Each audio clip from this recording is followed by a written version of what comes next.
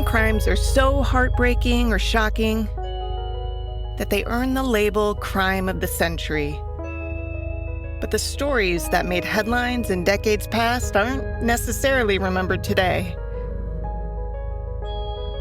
I'm Amber Hunt, a journalist and author, and in each episode of this show, I'll examine a case that's maybe lesser known today, but was huge when it happened. This is Crimes of the Centuries.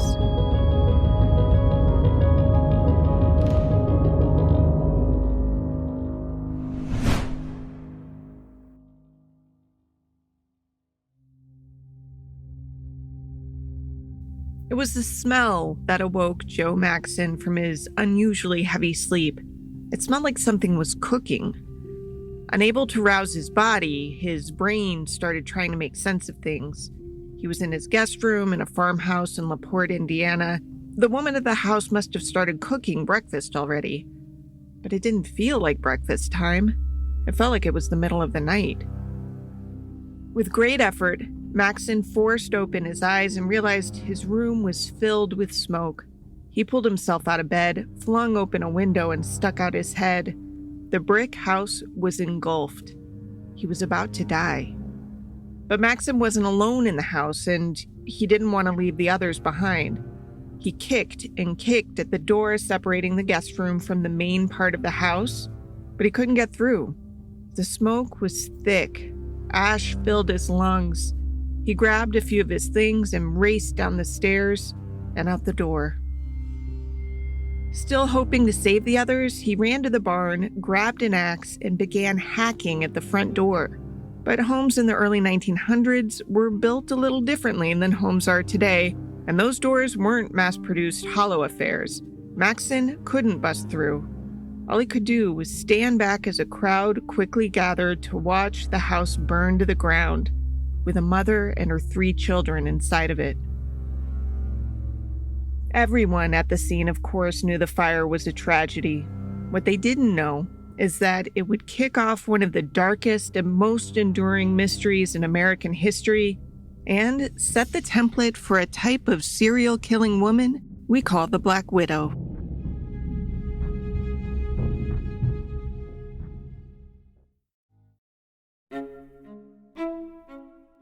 The woman who had been in the blazing building was born as Brynhild Paulsdatter Storseth on November 11th, 1859, in Selbu, Norway. As a kid, neither she nor her family were particularly noteworthy, so there aren't many records related to her childhood. But we do know some things. For example, she was this poor peasant girl from Norway, who had done farm chores from the time she was a little kid. This is Harold Schechter, author of the book Hell's Princess, The Mystery of Belle Gunness, Butcher of Men, which I read as part of my research. As Schechter wrote, Brynhild and her siblings started working for their farmer father pretty much as soon as they could walk. The young girl would grow up feeding livestock and milking cows. It wasn't a fancy upbringing by any means, and it would seem that Brynhild yearned for something different from a very early age.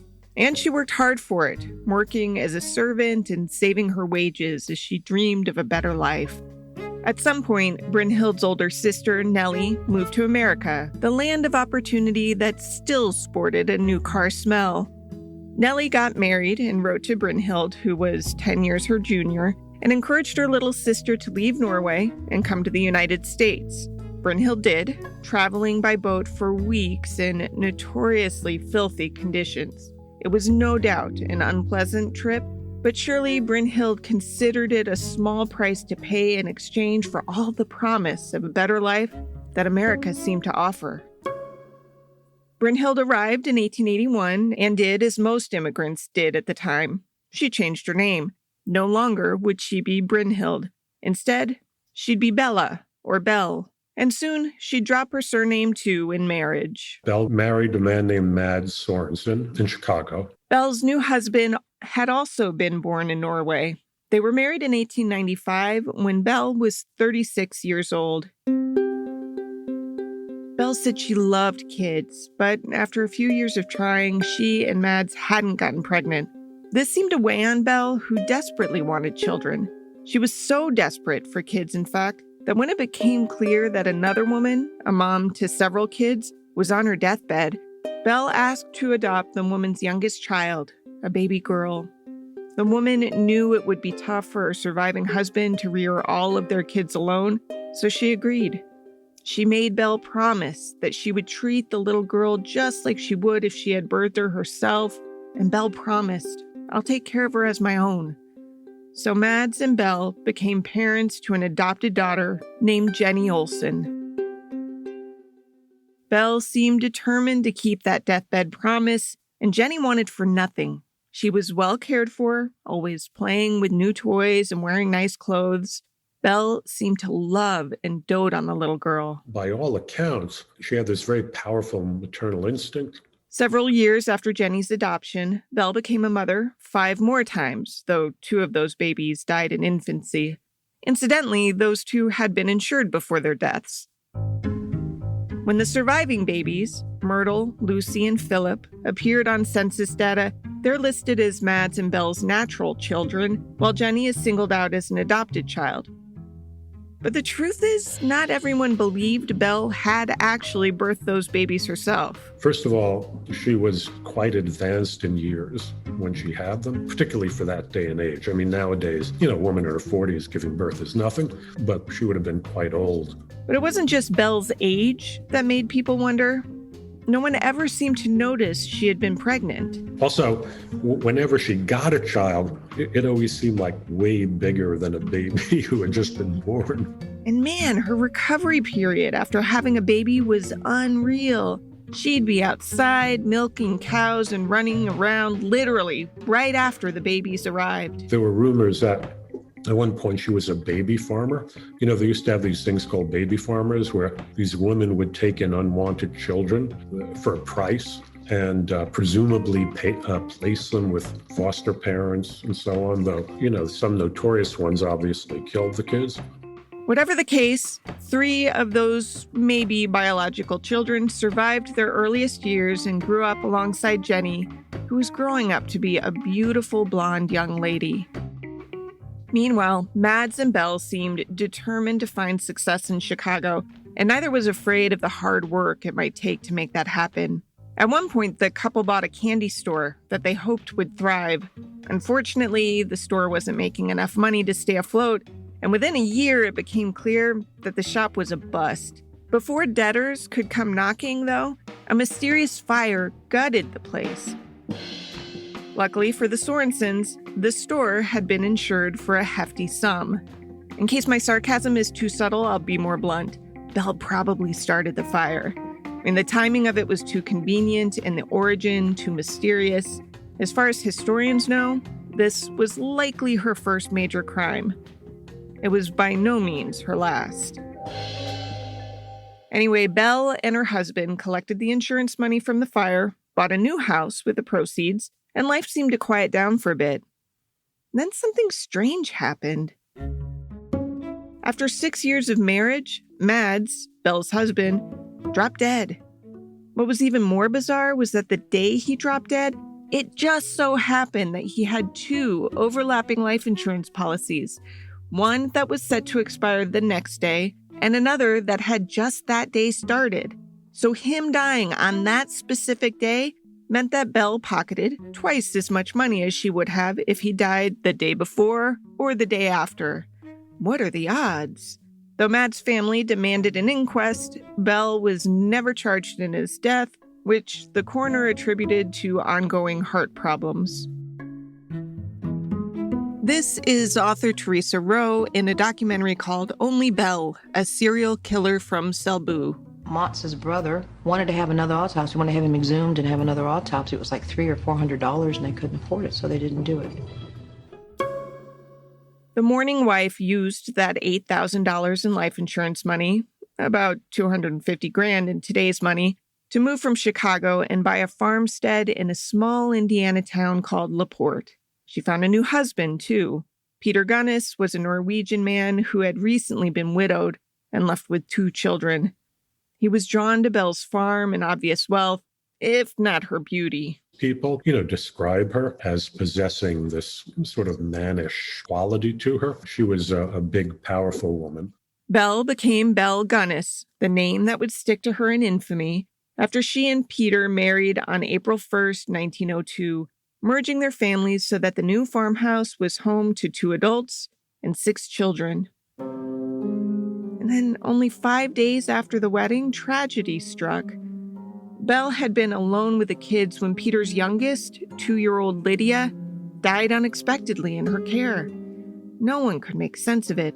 But child mortality being what it was back then, no one asked many questions. Then, just 8 months after the wedding, little Jenny Olsen went racing to a neighbor's house crying for help. She told the neighbors, an older couple named the Nicholsons, that her stepdad had fallen and hurt himself. By the time neighbors reached the Gunness home, Peter was dead. And this couldn't have been written off as a heart attack because Peter was lying face down on the living room floor. His skull had been bashed in and his nose was broken. Absolutely hysterical, Belle described what happened. He had been out in the field plowing all day, and as usual, when he came back from the field, placed his work boots by the stove to dry them out.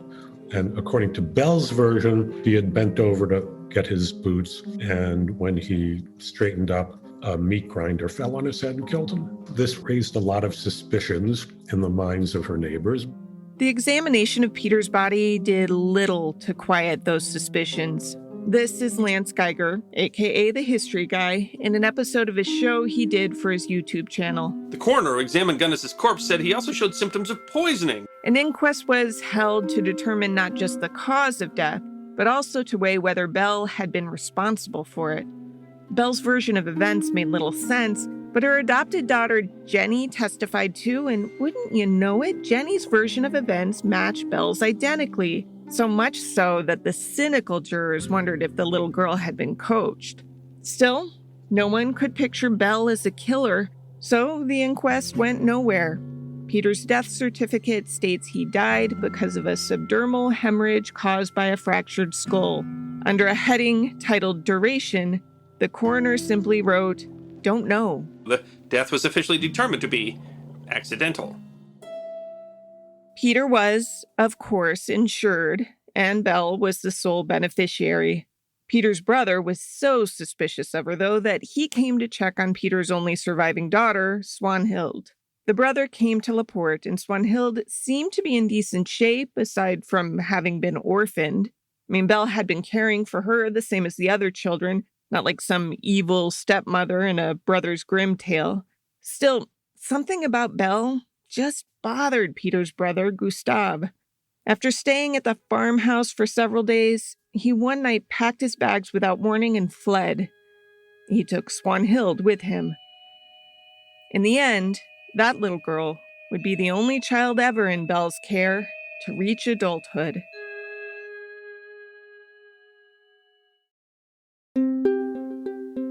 Soon after Belle Gunness was widowed for a second time, she began searching for new partners. Belle began to put matrimonial ads in Scandinavian newspapers throughout the Midwest, advertising herself as this widow with a very, very large, prosperous farm who was looking for a man to become a partner in the farm with an eye to matrimony. Belle's ad specified her preference for Norwegian men who responded by the dozens.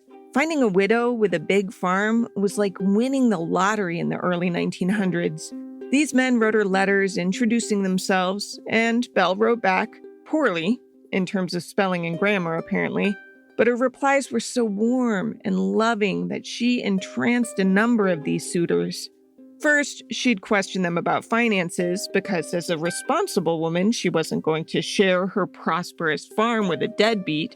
Her husband-to-be would need to have sufficient means to invest in the land for her to take him seriously. Once she was comfortable, her suitor met that prerequisite, the real seduction began. She would talk about her memories of Norway and promise to make them dishes that were hard to find in America. A lot of these guys were downright homesick, and this sounded fantastic. Belle didn't catfish exactly when it came to her appearance, In letters that have survived, she made a point to say, "Hey, I'm a stout woman and time's not been kind to me, so don't be surprised by that when you see me. But know that I have a big heart and I'm eager to spend my life making you happy." To each of the men, she swore that she had set aside all other replies to her ads. She would call them her dearest friend, implore them not to tell anyone about their connection, and make not-so-subtle suggestive remarks, like how it'll be so great when the two of them are alone to make each other happy. After the groundwork was laid, Belle would invite the men, really more like beg them, to come to LaPorte so they could begin their new lives together. And she had a request. She always instructed them to bring their life savings with them. Well, in retrospect, you think maybe it might have raised a few red flags. Belle's verbalized reasoning to these men was, if you're really serious about me, you're planning on coming here for good. Why would you leave anything behind if that's the case? To some, she told them to make sure the money was brought as cash and instructed the men on how to sew the bills into their clothing. She would warn, make sure you don't let yourself trust anyone untoward. There are a lot of thieves and scammers in this world. And when the men arrived, Belle would greet them enthusiastically. Meet them at the train station, take them up to the house, feed them lovely Norwegian food, and give them the whole homey thing. And the men were like bachelors. They're like, oh my God, this is wonderful. Any lingering doubts the men might have had quickly vanished. This is biographer Sylvia Shepard in the Only Belle documentary. She was exactly what she said she was in these newspapers. She was the owner of a 40-plus acre farm by herself. She had a very small mortgage. She had goats. She had pigs. She had for a single woman, she was a pretty good catch, with the exception that she was a little hefty. It probably didn't hurt that she liked sex, too. At least that's the picture painted by the few lovers she let live, most of whom were farmhands. Like there was this one guy, Ray Lamphere, who started working for Belle not long after Peter Gunness died. Lamphere would work throughout the day, running errands, tending the animals, really whatever Belle asked for. And then at night, he'd retire to a guest room in the house. It wasn't long before Belle began sneaking into his room at night. It probably felt a bit sinister to Lamphere the first night, but Belle didn't hurt him. Rather, she whispered sweet nothings and caressed him, as he would later testify. He said that she purred like a kitten. When they finished, Belle would go back to her room, and the next day, it'd be like nothing had happened. On Belle's side, anyway. Lamphere started to think that she fancied him a bit, and he began telling folks around town that he'd soon be man of the farm. It was surely confusing to him then when he'd see men come and stay at the house for a few days, only to abruptly disappear overnight. If anyone asked after the men, she always had a good excuse. They'd gone off to visit a cousin, or they got tired of, they weren't really interested in the job. To her questioning farmhands, she'd often assign a job right around the time of these departures. She'd say she needed a hole dug in the yard to throw away some trash. And could you dig that for me? I'm thinking a hole about 6 feet long, 3 feet wide, and 4 feet deep. The farmhands got to digging. They never saw the holes being filled. Oftentimes, the men who visited left behind their trunks when they departed. Sometimes Belle would hand off the abandoned clothes to men she knew in town. And what use did she have of a man's wardrobe anyway? All of this continued for years. Belle's kids started growing up. Jenny, the adopted daughter, in fact, was readying to be sent to school in California. She'd grown to be a beautiful teenager with long blonde hair and pillowy lips. Boys and men were starting to pay attention to her, and a few were disheartened to learn she was being sent away for schooling. Some were downright heartbroken when they showed up at the farm to say goodbye to the girl, only to learn from Belle that Jenny had already left. Their heartbreak would turn to horror when they would learn Jenny's real fate 2 years later. Belle's web of lies began coming undone around 1907. That's when a man named Andrew Heglian answered one of Belle's matrimonial advertisements. Andrew had been born in Norway in 1859 and immigrated to the U.S. at age 20, according to census data. At age 41, he reported he had never been married and worked on a farm that he rented and ran in Clear Lake, South Dakota. As with other men, Belle told him she had nixed all but him as her suitor, and the two wrote back and forth. While Andrew's letters haven't survived, Belle's have. So we know that Belle kept encouraging Andrew, her dearest friend, to come to LaPorte, but he was slow in wrapping things up back home in South Dakota. He had a harvest season to finish, and then the winter came, and that's no good for traveling. Weeks turned into months, and months turned into a year. Finally, Belle, in a gentle but firm letter, said, "Look, make up your mind. Are you coming or not?" Andrew apparently didn't want to cut her loose, and so he came. At this point, Lamphere was Belle's lover and had his sights set on owning the farm, and he had no idea why this new guy had shown up. When Andrew Hegelian came, she banished Lamphere from the farm. Lamphere was confused, hurt, angry, you name it. He just couldn't make sense of this. Belle replaced him with a man named Joe Maxon, the guy described in the opening of this story. Meanwhile, Hegelian hadn't followed Belle's instructions to sew his money into his clothing, so the two had to go to a bank to cash a check. That took several days. So Andrew was treated like royalty as he settled into life at the farm. Townspeople recalled seeing him around, always with Belle, including one time when the two showed up back at the bank together to get the cash Andrew was owed. That outing was the last time anyone saw Andrew alive. It wasn't long before Andrew's brother, Ashley, back in South Dakota, began worrying about him. The two had always been close. In fact, per the census, Ashley owned the farm that Andrew rented. Ashley went through his brother's left-behind belongings and found the letters Belle had written. Then he did some sleuthing and found that Andrew had, in fact, traveled to Indiana, stopping at some family friends' houses along the way. Ashley wrote Belle and asked about his brother, but Belle said he'd already come and gone. She told Ashley that Andrew went looking for another brother, whom he believed was maybe in New York or possibly even back in Norway. She said she hoped he was safe and was sorry she couldn't be of more help. Something about the story didn't sit well with Ashley, so he told Belle in a subsequent letter that he'd be traveling to LaPorte soon to see if he could pick up Andrew's trail. While this was happening, Lamphere and Belle were butting heads like never before. Lamphere claimed that Belle owed him back wages, while Belle reported Lamphere to police, saying he was harassing and threatening her. She had him arrested 3 separate times for allegedly returning to the farm, despite being told not to. Not only that, Belle tried to get Ray Lamphere, her ex-handyman, declared insane. She said that he was silent, quiet, melancholy, restless, seclusive, dull, profane, filthy, and intemperate. She answered no to cheerful, deaf, deformed, hysterical. Here's her signature at the bottom. Eventually, she told police that she was sure Lamphere intended to kill her. On April 27, 1908, she went to her lawyer to update her will. That very night, a fire engulfed the farmhouse, the same fire that farmhand Joe Maxon barely escaped. The blaze continued for hours. When it was finally finished, all that was left of the farmhouse were a couple of still standing brick walls and the charred remains of the basement. As soon as it was safe, the townsfolk started to dig.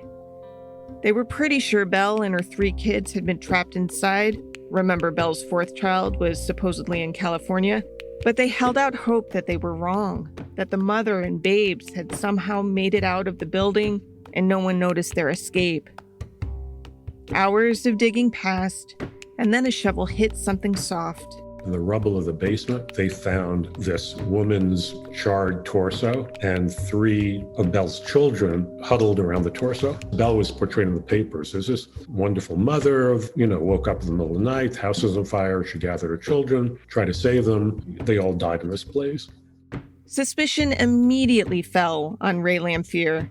Belle, just the day before, had insisted he aimed to hurt her, kill her even. And here she was, dead? No way was that a coincidence. When Ray was arrested, his first question was, did they get out alive? That didn't bolster his claims of innocence. Some residents wondered how on earth poor Jenny would handle this awful news. It was right about this time that Ashley Hegelian arrived in LaPorte. The big fire had the town abuzz, so he quickly learned that the woman he'd traveled some 750 miles to question was dead, killed inside the home Ashley had wanted to search. This seemed awfully convenient, so he grabbed a shovel. He asked Joe Maxon if he knew of any holes that had been dug on the land. Why, yes, Maxon said. I actually dug some up myself not that long ago. Ashley took a shovel to the spot and found the earth was soft there. He started to dig. He didn't have to dig more than 3 feet before his spade hit something. Peering into the hole, searchers realized they were looking at a dismembered corpse that had been wrapped in a gunny sack and dumped into the hole. They lifted the remains, and Ashley found himself staring at the decapitated head of his missing brother. Though decomposition was well underway, Andrew was identifiable. His brother's worst fears had been true. Suddenly, the town was hit with a gruesome realization. Belle Gunness was a murderess, one who had died without paying for her crimes. Or had she?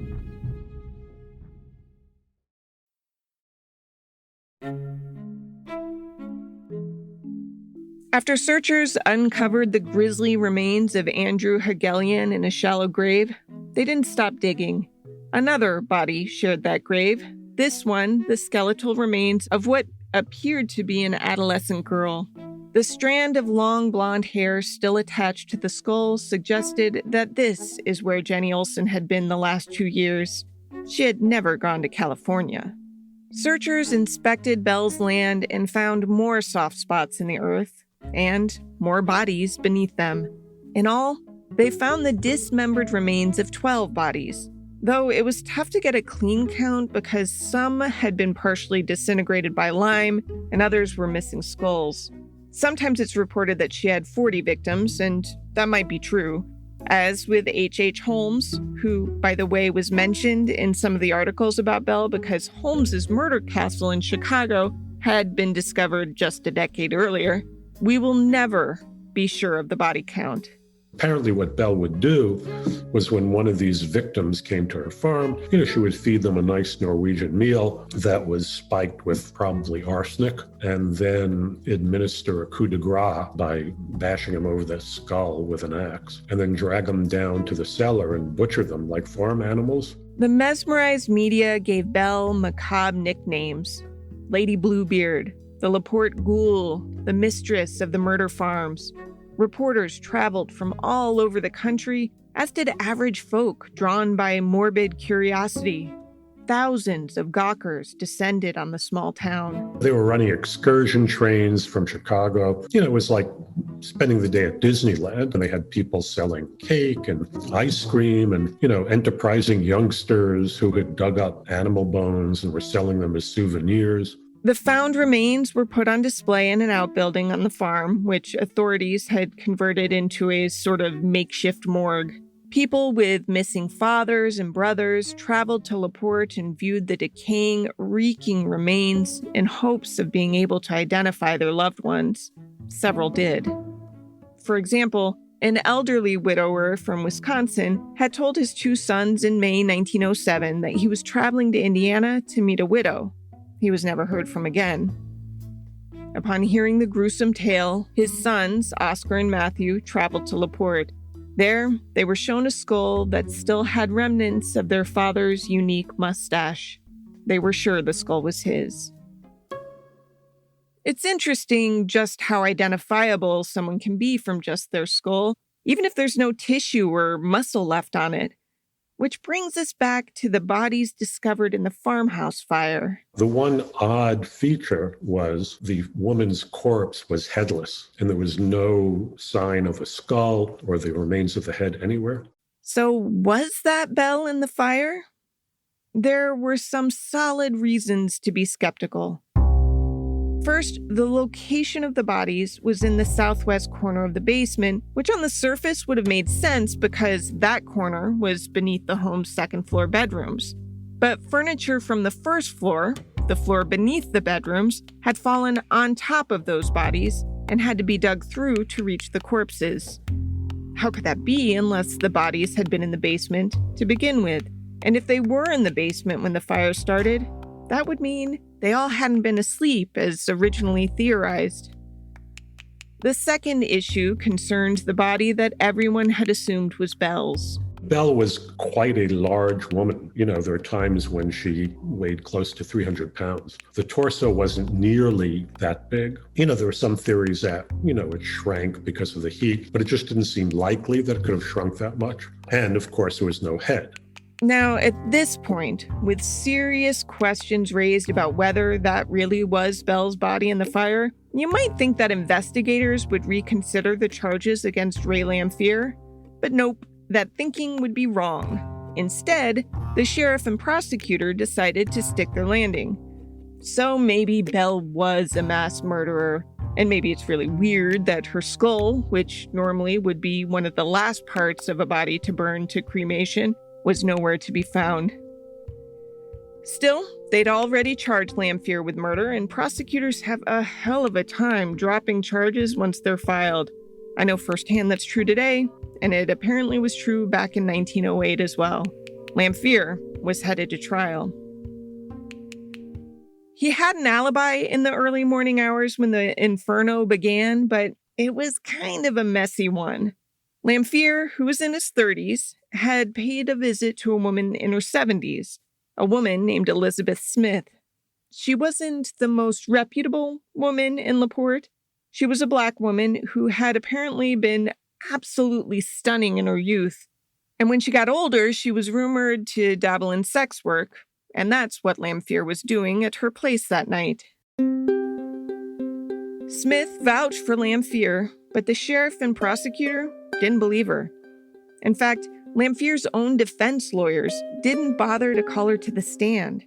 Instead, the defense argued that the adult corpse in the basement wasn't Belle, but it was rather a domestic worker Belle had recently driven in from out of town. People around town had seen Belle with such a woman, who was described as heavy, though not as heavy as Belle. Lamphere's lawyers said that Belle had killed this unnamed woman, chloroformed and poisoned her 3 children, staged the bodies together in the basement, set the house on fire, and fled before the flames awoke Joe Maxson. The jury had a tough time with this. The news stories about this awful ordeal had gone international, and as such, if Belle were alive, where the hell was she?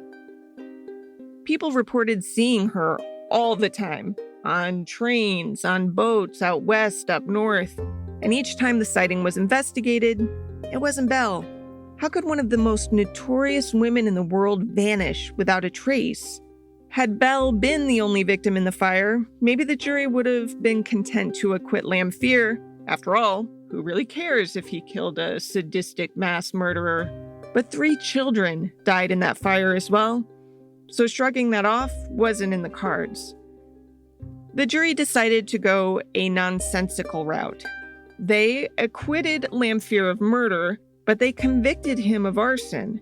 He wrote his mother a letter swearing he was innocent and telling her not to worry because at least he could go to bed with a clear conscience, as he had done nothing wrong. But his mom had reason to worry. Lamphere had seemed a bit under the weather during the trial, and it turned out he was quite ill. After serving a year in prison, he died of tuberculosis. Lance Geiger again. There's a supposed deathbed confession that has been attributed to Lamphere, wherein he admitted Belle poisoned her would-be suitors during dinner and then dismembered them afterwards. He also said that he had a part in finding the decoy body for Belle to place in the basement to fake her own death. However, the accuracy of this confession has been thrown into doubt because of the sensational nature of the case. The press were grasping at any and every lead to find the truth of the matter and may have concocted the confession to sell more papers.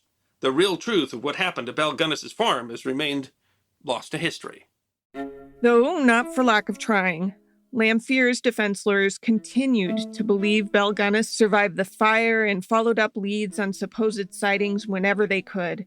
In 1931, people got pretty excited about a woman arrested in Los Angeles for murder.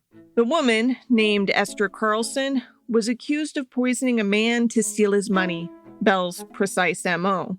She was the right age and had a photograph in her belongings of 3 children, 2 girls and a boy, which lined up with the kids killed in the 1908 fire.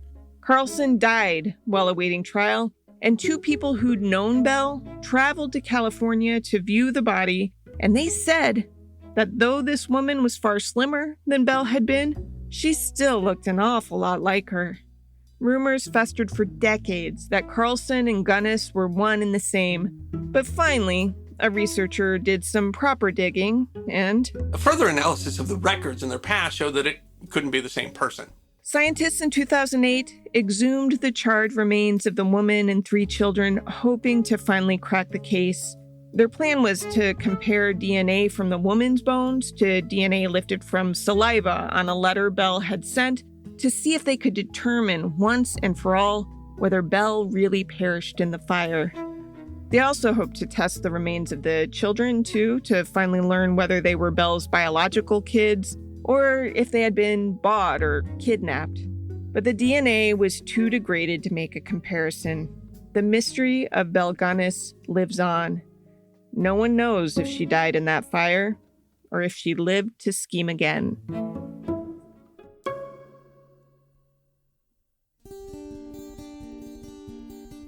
To research this episode, I dug through newspaper archives and public records. I also read Harry Schechter's book, Hell's Princess, The Mystery of Belle Gunness, Butcher of Men. Huge thanks to Schechter for chatting with me for this episode. I suspect we'll be talking again soon.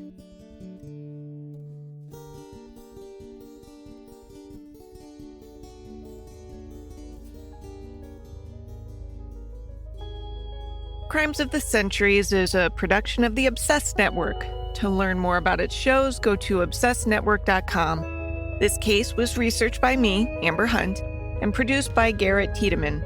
Original music is by Bruce Hunt and Andrew Higley. Other music comes from Blue Dot Sessions. If you like us, help us out by rating and reviewing us on Apple Podcasts. For more information or to recommend a case, go to centuriespod.com. On Instagram and Twitter, we're at CenturiesPod. And check out the Crimes of the Centuries podcast Facebook page.